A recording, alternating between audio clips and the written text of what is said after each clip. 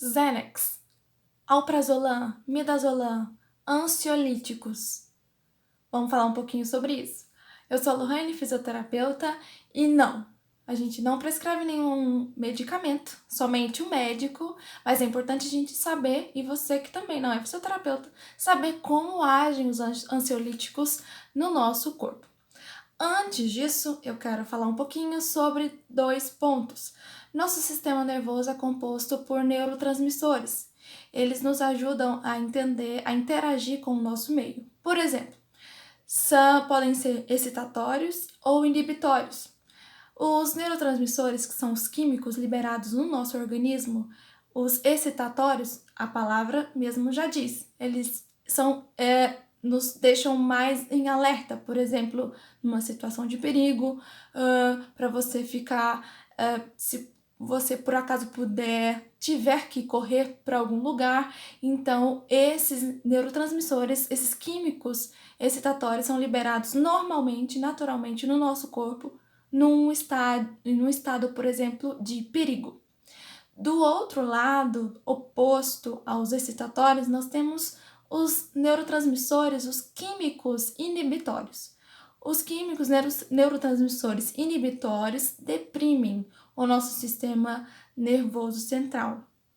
Ou seja, quando você está prestes a dormir, o seu corpo libera no organismo alguns neurotransmissores para relaxar o corpo, relaxar a musculatura, porque entende que você não está numa situação de perigo e que você logo vai dormir. Então, os ansiolíticos estão nesse ponto, nessa gama dos neurotransmissores inibitórios. Só que o uso tem que ser feito, é claro, sob prescrição médica, e um estudo do British Medical Journal revelou, na verdade, que alguns jovens estão usando esses medicamentos lá chamado de Xanax, que é o alprazolam, como droga recreativa. Eles fazem até a festa do alprazolam, eles chamam de a festa do Xanax. E isso é algo muito nocivo. Por quê? Porque esses tipos de medicamento que são prescritos pelos médicos por um certo tempo, eles geram, como a maioria desses medicamentos, geram tolerância. O que significa isso? Tolerância é que naquela dosagem o seu organismo já não faz mais efeito no seu organismo, naquela dosagem normal que o organismo já acostumou. E a partir dessa tolerância, o organismo vai pedindo um pouquinho mais de dose. E aí, nesse aumento de dose, gera dependência química do psicotrópico, do alprazolam, por exemplo. E a gente tem visto também essa questão aí do Johnny Depp e a ex-mulher dele, e ele relatou que que desde criança, na sua pré-adolescência, teve acesso a esses ansiolíticos, ao Xanax, por exemplo, e fazia uso, eu não sei se ainda fazia uso desse medicamento para ficar mais relax, como os jovens lá na Europa têm feito ultimamente. O que é importante a gente ressaltar?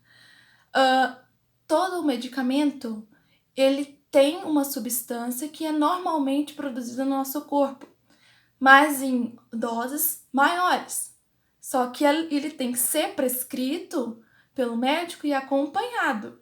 Não dá para se fazer uso indiscriminado, por exemplo, de ansiolíticos ou remédios para dormir, que seja, sem um acompanhamento. Então é muito importante a gente se atentar para isso. E na fisioterapia, no atendimento ao paciente, por exemplo, quando a gente faz uma anamnese, que é a investigação, né, a nossa primeira avaliação, na ficha vai ter lá para você perguntar para o paciente: você toma algum medicamento, alguma coisa do tipo? Por quê?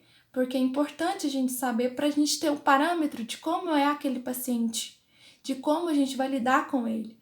Por exemplo, esses medicamentos que fazem a depressão, deprimem o sistema nervoso central, Eles causam, como eu já disse, uma diminuição no tônus muscular, o tempo de resposta também para um exercício é mais baixa, demora um pouquinho mais do que o normal de um paciente que não está sob efeito de algum ansiolítico.